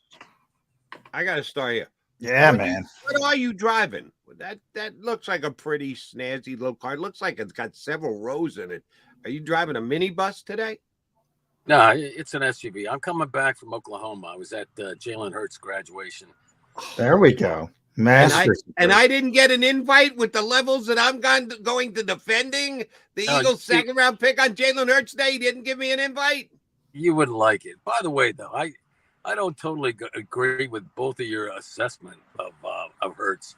I mean, the reason that they drafted him was Wentz got hurt. Yeah, 3 years in a row. I should have mentioned the injury. Hurt. Yeah, I mean, never finished the season. Did they think he'd be the face of the franchise? I'm sure they had questions, but who wouldn't after they thought Wentz would be the guy? And look at what he did. I mean, unbelievable, you know. But yeah, but now don't fall down that rabbit hole, Bob, because they want you to fall down that rabbit hole. They want you to forget that they were making, calls and uncovering and trying to get Russell Wilson to play here and trying to get Deshaun Watson. About it. Yeah. They want people to forget that. I think that was because of Wentz too. They wanted to win now. Wentz was gone by that point. No, but I mean they were stung by what happened with Wentz. Of course. And their evaluation tremendously stung. And that's the same reason why they kept drafting wide receivers. It's like, and then finally they traded for AJ Brown instead of drafting. Yeah, I give him credit for that part. I excuse me. If you can't draft him, credit. John, as a matter of fact, you don't, because you keep referring to the fact that they tried to get Allen Robinson. They tried to get so many other wide receivers that they kind of got lucky at the wide receiver spot. No, where I give him credit, Jody, you didn't let me finish. I said, I give him credit for never stopping. Look, sometimes they wanted Calvin Ridley. Not my fault. They tried to trade for the guy, but he had his app out and he was making bets probably on the Eagles. Not my fault. They tried to sign Christian Kirk. Not my fault Jacksonville paid the Jags tax because Tony Khan's team stinks and they gave him all that money. They tried to sign Allen Robinson. Not my fault Allen Robinson wanted to play with the Super Bowl champions. How'd that work out? What are the odds Calvin Ridley ends up with the Eagles? Yeah. Oh, that's Hey, I withdraw the question. Yeah. What are the odds? Very good. They got it right though. They did get it right. Oh, I mean, did they get it right, or did they get blocked until they got it right? Because if Calvin Ridley doesn't pick up the phone, he's in Philadelphia. They're never looking for AJ Brown. That's sort of the butterfly effect of those situations. And now they're trying to do the same thing with the defensive line. So we'll see how that works out too. Hopefully, they're as successful there as they were with the receivers. What do you mean by the defensive line? Oh, they're bringing in – they're drafting guys. Like, I mean, they're taking their shot. They got the tackle. They got a tackle who – okay. 2 first-round draft picks on the defensive line. I'm not 100%. I didn't pick up on what you were trying to say. Yeah, I'm not 100% comfortable with him yet. I know John likes him and his ability. Love him. He's got some highlights that are just incredible. And,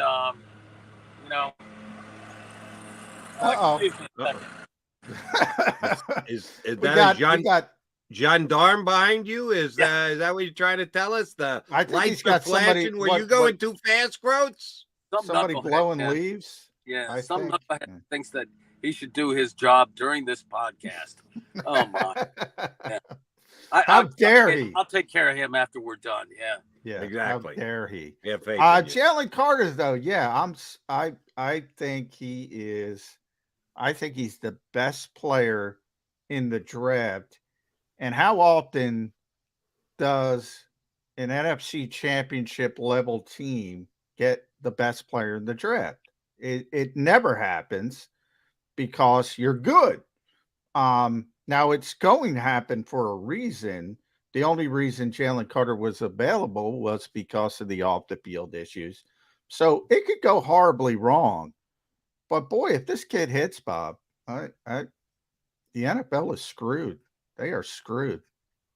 Yeah, it depends on how long his career is. I mean, is he going to have a longer career than than say Paris Johnson, the other guy that they wanted. Is he going to have a longer career than him? I don't know, man. We'll find out. Yeah, it's going to be interesting. No question about it. I mean, already Jalen Carter he's going to find out how difficult it is to play with those doubts surrounding him. You know, the Sybil suit came out. It's a lot to ask of this guy. You give him $40 million and all of a sudden you wanted to be a man and not get in trouble. He seems like a kid to me. He seems like a kid. Maturity, yeah. Maturity could be a problem. Could be a problem. Like a kid who probably does a lot of the same stuff we did, but we're not the ones being counted on to do what he is being counted on to do, and we're not getting paid like that. At least I'm not. Right. I don't. This I was going podcast. to say if somebody were to offer me tens of millions of dollars when I was 20, I would have been able to straighten up and fly right real fast too. I could have my idiotic. I might be dead. I might go the opposite direction. Yeah. I might. No, I think I could have said thank you very much and walked a straight line. Fun article you wrote 5 or 6 days ago about Sean Desai, because you guys got your first chance to meet and greet Sean Desai and get to ask him questions and the like. Just generally speaking, impressed, said what I thought he was going to say. Yeah, I'm not sure the Eagles got this one right. What was, after your first media session with Sean Desai, what was your in advance speculative read on how he's going to do as Eagles defensive coordinator? The guy is really interesting. I'll start off by saying that he seems, he's interesting. He's transparent, and he really, the biggest thing right now, he understands the culture of the Eagles fans. He has a pretty good knowledge of that, and I don't know how you do it exactly in your game plan, but I think it's going to reflect that. With Matt Patricia looking over your shoulder, I mean, that's not going to be easy, right? I mean, it's not fair to ask him that. I mean, we're like months away from even a preseason game, so what his defense is going to look like. I didn't have a good idea of that afterwards, but he wants to get after it. He wants his guys to be physical. Who doesn't? So, the main thing I got out of that was his understanding of the Eagles fan and the culture with this team, and I think that will help him out. I don't know if Jonathan Gannon totally understood that when he came here, and or really wanted to acknowledge it. With all due respect, yeah, I mean, he was coming from a different angle, and so that's going to be fun to watch, and also the offensive coordinator. I mean, you didn't ask me about him, but I like this guy. I think I'm looking forward to the offense maybe taking the next step, and it sure sounded to me like, reading between the lines, like he had a lot of input in that game plan, and also those off schedule plays, John, with Jalen. I think those two guys are. I listen to him. I listen to the offensive coordinator, and I listen to Jalen, and I watch Jalen. I mean, they're going to have like their own off schedule playbook. I swear to God. So I think that's going to take another step up. And that quarterback's already lethal with the way that he can spread the defenses. So I think the offense, that's great news for the offense. I would like to see someone solidify that guard spot. I would like to see that, before we get too far down the line. But I'm not so sure about the new guy taking a tackle and a career tackle and moving him to right guard. I don't know about that, but otherwise, I think it's going to be a really interesting year with the offensive coordinator and the defensive coordinator. Are you suggesting you think that if Howie's got a free agent move and it's going to be less expensive because of the juncture of the season that we're at, you think it's happen. A veteran guard move? Oh, I think they're sinking or swimming with either their rookie or their second-year player. I don't think they're going out and getting a veteran guard. Do you? Well, yeah, they could end up doing that. Their second year. I mean, if it's Driscoll, he gets hurt all the time. He's no, I'm not talking Driscoll. I'm talking either Beef Jerky or Steen, who they just took in the draft this year. He's too small to play guard. He really is. You can't have him play next to Jason Kelsey at the least. So he's not big enough. No, Nick said they had other options, and they do. And I think it's Driscoll, huh? They want bigger guys there. Well, they want bigger guys. Maybe the rookie will show up. He's definitely big enough. That's their thought process. Whether he can do it or not, especially right away, remains to be seen. But he's got the short arms, Bob. You know how it goes. So he can't play tackle in the NFL because he doesn't have 33-inch arms. So they're 32 and a half. So he's got to move inside. Yeah, that's kind of the strange thing there. But the guy, it is. It's a strange thing. It is. It's bizarre. It is bizarre. But that's what it is. Well, you remember the center, though, right? AJ? Little pterodactyl, whatever they are. He had like hands coming out of his shoulder sockets, and he played like 15 years in the league. Yeah. Incredible, mostly at Arizona, but real strong guy. Hey, by the way, you brought up Matt Patricia, so I double checked. He's finally on the website. He is on the website. They put him on the website. Yeah, he's finally on official. The website. Thanks for bringing up Matt Patricia. I Senior defensive assistant. Yeah, I didn't see him at practice. John. I didn't see him at practice, but I asked after practice if he was a part of the staff, and they did confirm he was a part of the staff. And I said, "Well, how come he's not on the website?" And evidently that spurred them to action. So he's finally on the website. Matt Patricia, senior defensive assistant. He is not the linebackers coach, which people were, focused because that was the original report way back when. That is DJ Elliott, the linebackers coach. But getting back to the offensive guards, Bob, I'm with you. Nick Sirianni is typically very cognizant of what he says, and the fact that he keeps saying that it's not Cam's job, that indicates to me they don't want it to be Cam's job. Am I taking that too far, or is it just a matter of they want him to earn the job? Which one is it? I don't think they think he fits there. I believe I don't. And again, what I was talking about, you can have him and Kelsey right next to each other. Wow, that's an A gap uncovered. It's like they're both 300 pounds, right? They're both around. Kelsey isn't 300. Cam's about 295. That's a bad deal, man. Especially to a quarterback who, the one way to rush Jalen Hurts is to give him pressure up the A gaps, up the middle. You look at the teams that have had success; they push him out of the pocket right away, and then he ends up going. Whatever his favorite side is. Sometimes, it seems like it depends on what the game is. Whether he goes right or left. So, but I don't see that happening. Yeah, I think they're going to have a big guy in there, and hey, at the end of near the end of training camp, there'll be a million guys, and probably veterans, with maybe a year left on their contract or something. They'll be able to find something. And let's be honest about the Eagles too. It should have been clear last year.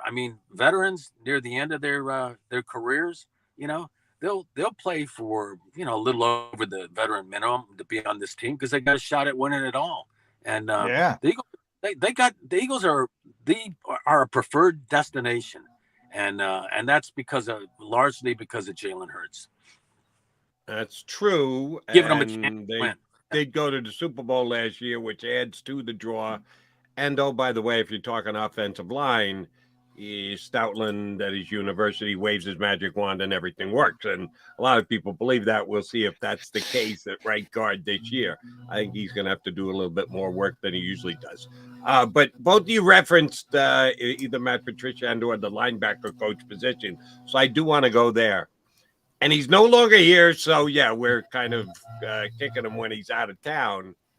If I did this once last year, Bob Groats, I did it, and John can confirm it on a Monday after a game, at least 3 times, if not 4 or 5. The linebacker coach, John and I started today's show talking about positional coaches rotating guys in and making decision to get guys on the field. Do we have right to be mad at Nick Rallis, who decided to go Jonathan Gannon's route out there in Arizona as his DC, for not getting Nakobe Dean more snaps last year? I hope Nakobe hits the ground running and looks like a star this year. But there were games where the Eagles were up by 2 touchdowns in the second half. You couldn't get Nakobe Dean in there to get some snaps for Kaiser White? Yeah, he could. What was Nick Rallis thinking last year? You're right. He could have done something like that. But those other guys played fairly well, and it's more about the pass rush. So I'm okay with that. And and Rallis, I don't know, John. Do you think he even got any consideration for defensive coordinator job here?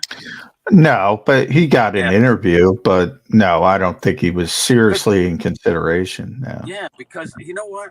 I've heard him. I've listened to him before. He's a real sharp guy. He is. Yeah. I mean, Gannon's sharp. This guy is really sharp, and that's going to be interesting. I mean, they don't have any players there in Arizona, and by the time the Eagles play them, their season's going to be over, right?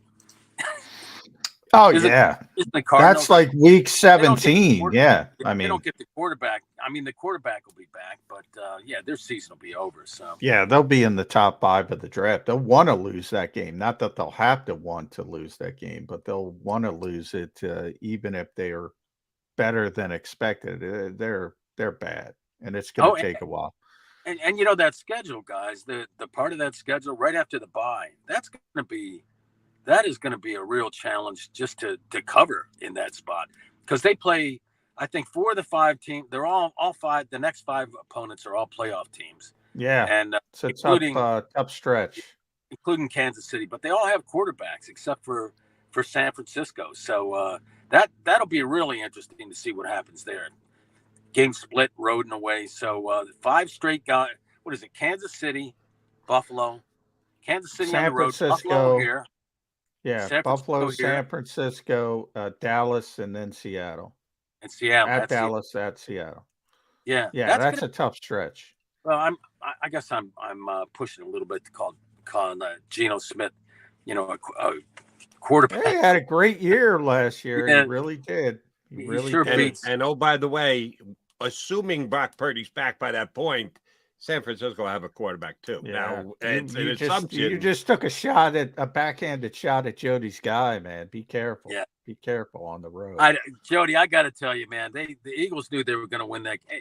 I know it looked worse without any. Oh, it wouldn't have been that bad. I'm not going to go. Jody, everybody in that locker room knew they were going to beat this guy. Every player, every Eagles player. Yeah. He was undefeated at the time. I know, but they knew it. They couldn't wait to get out there. Yeah, and Purdy, he did a great job, but you could tell. I mean, the Celtics, the Cowboys really blew it, man. They had a shot to knock them out, and I don't know. They came up and scored 12 points or something like that. So. Now that's why any of the 49er fans would say we would have won the game. Your defense was so great the week before, shutting down the Cowboys. Yeah, the Eagles went up and down the field against you and scored 31 points and basically took their foot off the gas in the second half. So that's why I don't buy the San Francisco would have won. If Purdy played, it would have been closer, it would have been competitive, would have been a more fun game to watch if you're just taking rooting interest out of it. Yeah, no question. I think it would have been more competitive. I don't think it would have been competitive. I think they were going to rout that team. I'm with Bob. Yeah, I got that feeling before I knew he was hurt. I thought he was coming back into the game, and I said once Reddick came around that corner, and he didn't have the feel in the pocket to realize what was coming at him, I said, "Oh, this is not going to go well."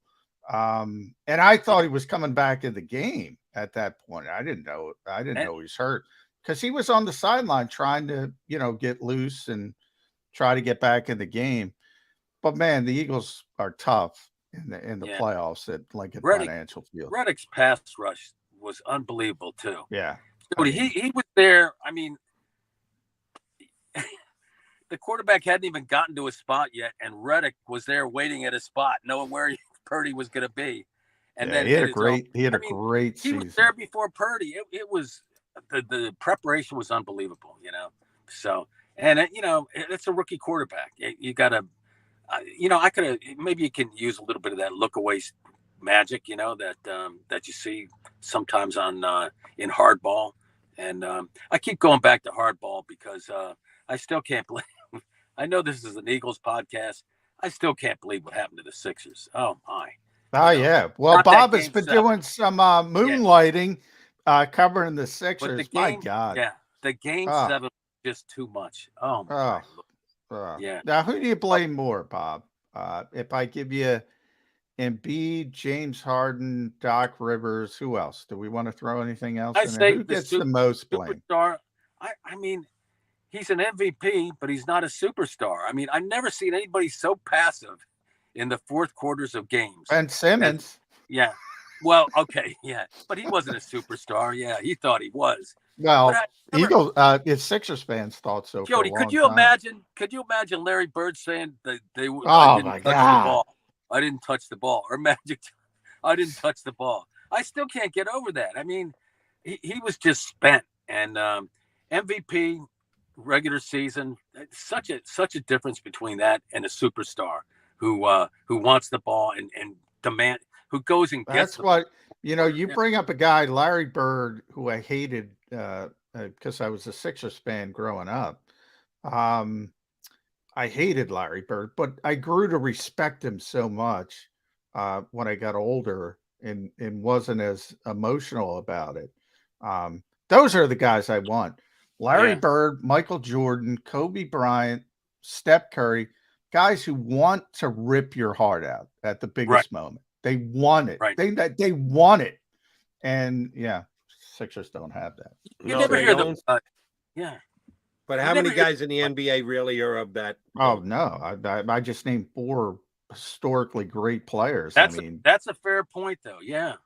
I mean, look at the league today. Yeah, Steph is probably Steph is probably the one guy. Can still do things at times, but no, that's a good point. That's a valid point. Who's that guy on the Denver Nuggets? They could win the NBA championship. Well, Murray's closer to it. Murray's closer to it than anything the Sixers have.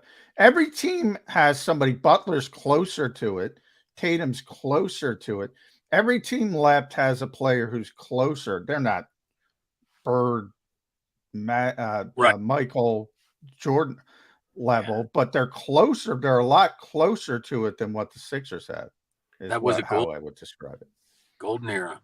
Yeah, John, I'm glad that you knew that Murray was going to be that kind of player because there weren't that many off the injury season. Well, I'm not saying I knew it, but I see him play, and he's willing to take big shots.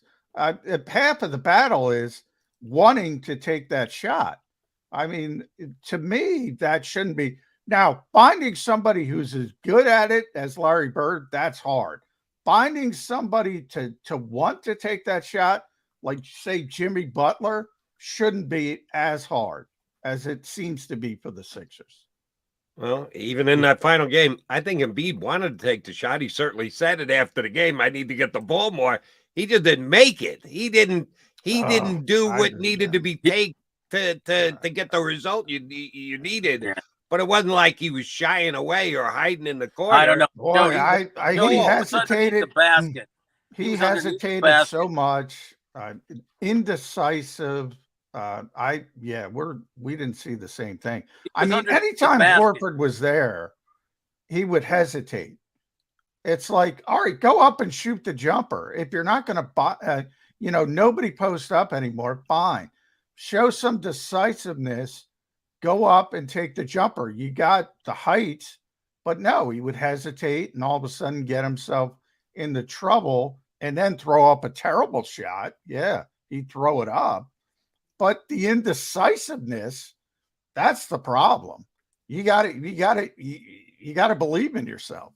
And Harden didn't do him any favors either. No, He took Harden was terrible as well. 15 seconds to dribble the ball up the court and hold up his fingers for the play. No, and all. yeah, he was. And terrible. move guys around. I'm tired of that. And again, from a reporting standpoint, if he goes to Houston, I will eat a lot of crow. I think this is the biggest BS report, and Woj went down that road again yesterday. I don't think Houston wants any part of him. I don't think they're going to pay him. I think the Sixers may end up with him back again, which I know a lot of people don't want to hear. I don't believe this James back to Houston to be the mentor for the good young Rocket team. It doesn't make any sense other than somebody planting a story for the purpose of information brokers. You got information brokers out there. Yeah, if James Harden goes back to Houston, Bob Groats will get you back on the show so you can go, Jody, you're an idiot. That day that you were on with us from the car, you said it had no chance of happening. Let me repeat myself. It has no chance of happening. Sometimes you just have to look at a situation and analyze and go, yeah, that makes no sense whatsoever to me. So I will laugh in the face of the biggest information broker out there, Adrian Wojnarowski, and go, there's no way James Harden's going back to Houston. They're not going to pay him. If he leaves, they're going to have to develop Kirkman for Moss, Back to Kirk. You go back to Kirk. What? Oh man, I didn't see that. One coming. Talk about not seeing one coming. Kirk Khan to the rescue. All right.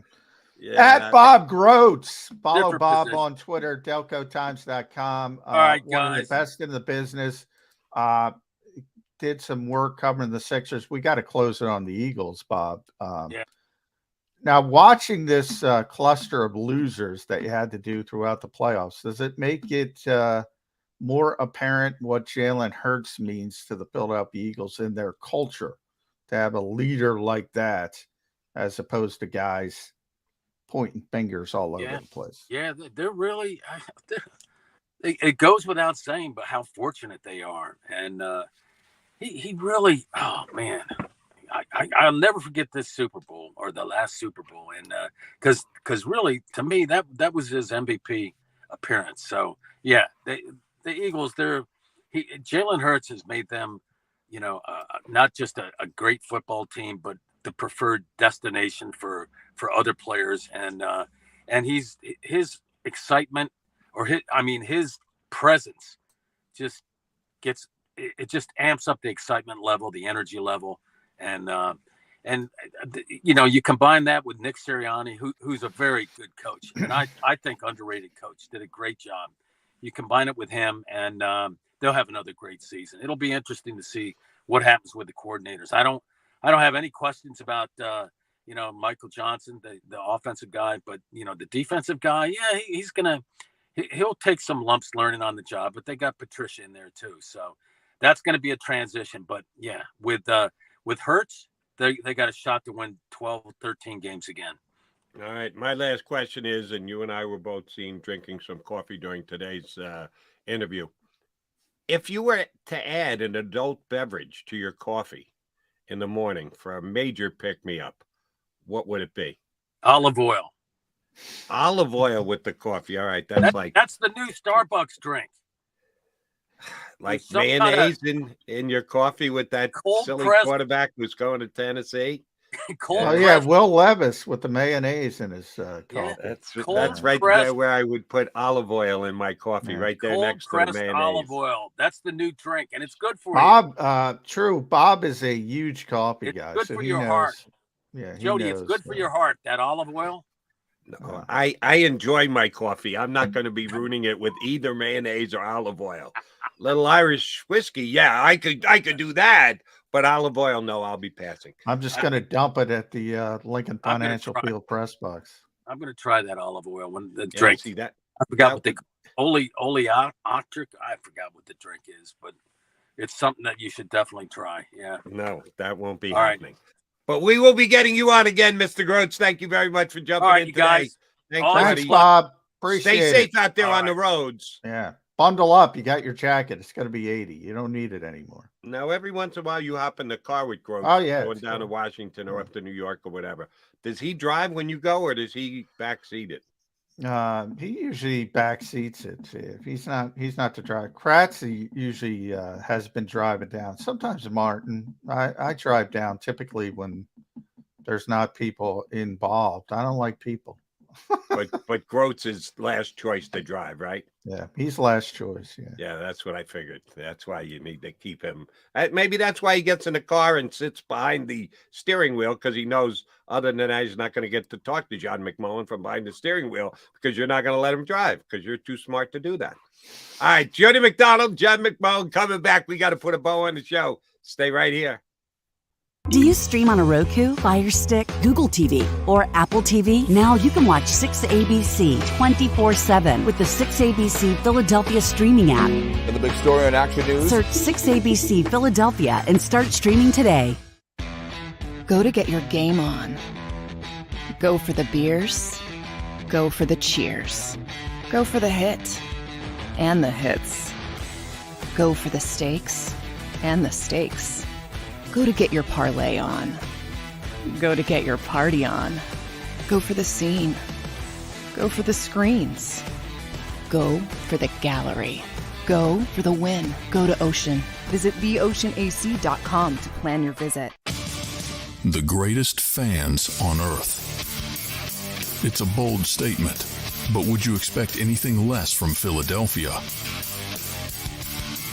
58 years of heartache creates a toughness, a grit, a resolve not found in most. Sure, our prayers were answered, but now that we've had a taste, we're looking for more. Pondley Hockey, official partner of the Philadelphia Eagles.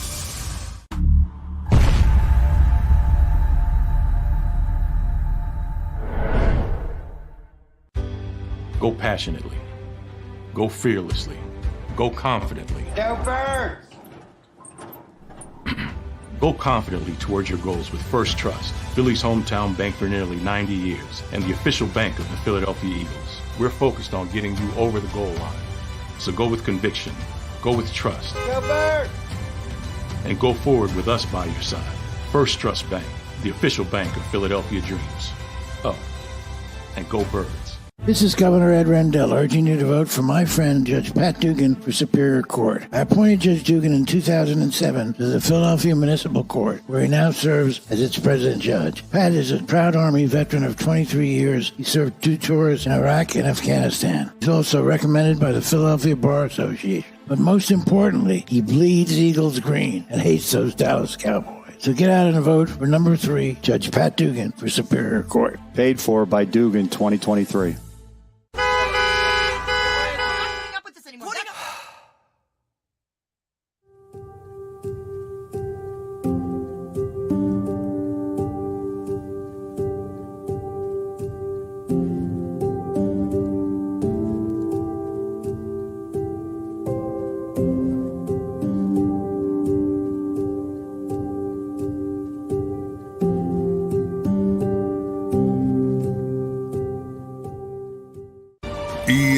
EAGLES, Eagles. All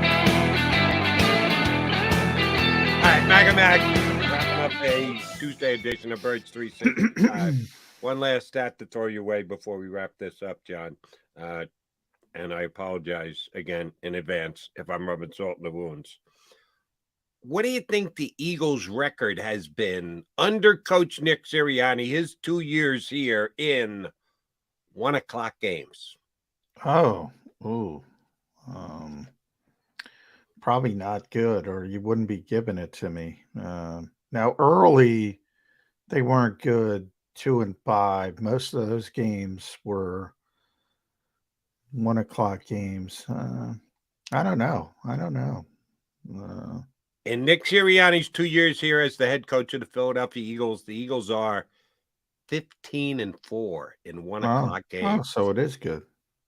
Yeah, it's not good. It's outstanding.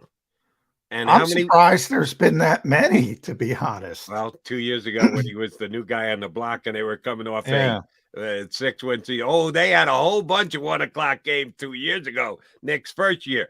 Last year, that got cut in half. Now it's cut in half again. How many 1 o'clock games you got this year, Johnny Mac? 3, I think. 3. Yeah. So unfortunately, the Eagles are outstanding at it. They're just not going to have a chance to add to that 15-win total in 2 years much over this next season because they're right now scheduled for only 3 of them. They could get 1 week. Is it week 18? Yeah, because they play 17 games with a bye in there. That probably is will still be. to Probably be will determined. be. Unless they're playing for something and they're the night game, it'll be 1 o'clock.